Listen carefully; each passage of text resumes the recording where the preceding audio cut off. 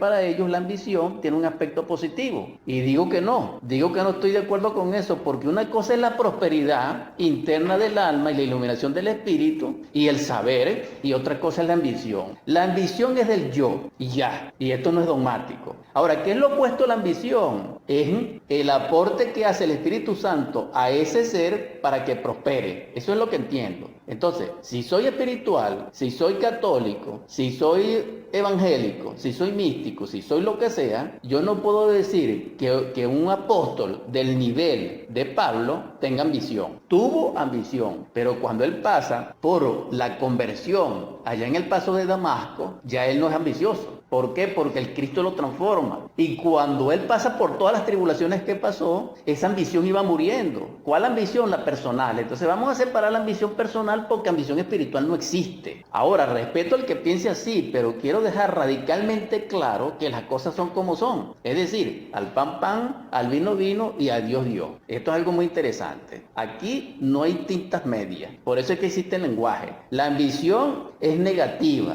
es egoica, es destructiva, no es de la luz. ¿Tiene una contraparte? Sí. Póngale un nombre, póngale prosperidad, póngale progreso, póngale superación, póngale anhelo de superación. Pero no vamos a justificar el aspecto positivo de la ambición. Así como dicen, pues, mucha gente dice que el miedo es necesario. No, eso es un adefesio, porque el Cristo se pronuncia contra el miedo, y Pablo también. No hay algo más tenebroso que el miedo. El miedo no es necesario. Que nosotros lo tenemos, sí, pero no lo podemos justificar. ¿Por qué? Porque lo opuesto al miedo es lo que nosotros tenemos que tener como valor, es lo que nosotros debemos desarrollar como virtud. Y esto es algo que queda ante la conciencia de ustedes para que lo reflexionen. Ahora bien, teológicamente hay una palabra de Mateo muy interesante en el capítulo 6 y en el verso 24, que tiene resonancia de alguna manera con Lucas en el 16:13, y se subtitula Dios y la riqueza. Versículo 24: ninguno puede servir a dos señores, porque aborrecerá al uno y amará al otro, o estimará al uno y menospreciará al otro. No podéis servir a Dios y a la riqueza. Cuando connotamos la palabra riqueza y hacemos un paralelismo en la cultura griega, nos encontramos con el dios o la deidad Mamón. Nosotros sabemos que Mamón es lo opuesto en el panteón griego a Dionisio. Y en esa cultura, en su nivel y en esa contrafuerza, la riqueza, el poder, el intelecto, el esplendor, lo que es ostentativo, lo que es exaltativo de orgullo, pertenece a Mamón. La ciencia materialista pertenece a Mamón. Entonces vemos que Mamón en esa deidad simboliza el yo psicológico y el anticristo, pero a nivel colectivo, porque una cosa es el yo psicológico interno de cada quien y una cosa es el yo colectivo, que es la sumatoria de los yoes psicológicos de cada quien. De ahí viene el anticristo. Entonces, Mamón, esa fuerza hipnótica de la naturaleza, también sabemos que se expandió y tiene mucho pulso, dijéramos, sobre nuestra psiquis a partir del año 62, cuando se inicia la era de Acuario. ¿Por qué? Porque las influencias del planeta Urano activan las energías del sistema nervioso, dijéramos, psicosexual, y a través de la libido opera Mamón. Por eso es opuesto a Dionisio, porque Dionisio tiene que ver con la meditación, con la alta espiritualidad, y entonces aquí vienen dos corrientes, surgieron dos corrientes, la de Mamón, que es el vicio, y la de Dionisio, que es la alta espiritualidad, como estamos viendo actualmente. Lo cierto del caso es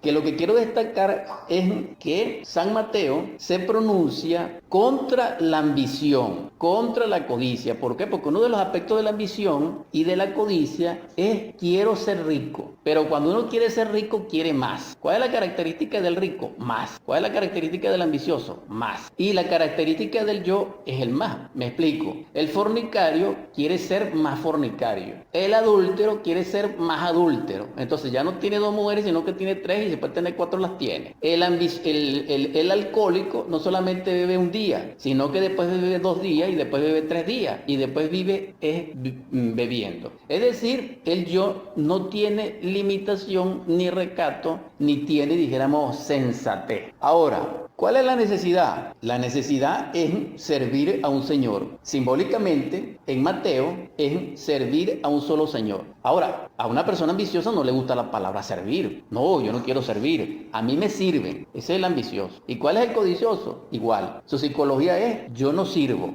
Es decir, no soy cooperativo. ¿Por qué? Porque el ambicioso y el codicioso no es cooperativo. Y la humanidad necesita cooperación, porque la cooperación no solamente es el intercambio dinámico entre dos seres, entre dos sociedades, entre dos familias, entre el mundo, sino que también la cooperación es una fuerza productiva y que tiene gran alcance y gran impulso, dijéramos vibracional, a partir del año 62 también, por cierto, y está simbolizado por el árbol del pino. El pino simboliza, desde el punto de vista social, dijéramos así, la cooperación. ¿Y por qué cooperación? Porque es dos fuerzas operantes o más de dos fuerzas operantes. Lo contrario es la competitividad, que se nos enseña a nosotros, no solamente a ser ambiciosos y codiciosos, sino que también se nos enseña a ser competitivos, con justificaciones dialécticas, con justificaciones doctrinarias, idealistas, de creencias, etcétera, y por eso estamos como estamos. Vamos a ser sinceros, ¿qué es lo que nosotros necesitamos y qué es lo que no necesitamos? Porque si nosotros tenemos la casa llena de corotos, dispénseme la palabra, y esto lo saben la gente que se fue, la gente que se está yendo, y la gente que quedó sola, y la gente mayor que quedó sola, pregunto, ¿qué están haciendo con los muebles que nadie se siente en ellos? ¿Qué están haciendo con los equipos de electricidad que se les dañaron? Y ustedes saben por qué se les dañaron. ¿Qué están haciendo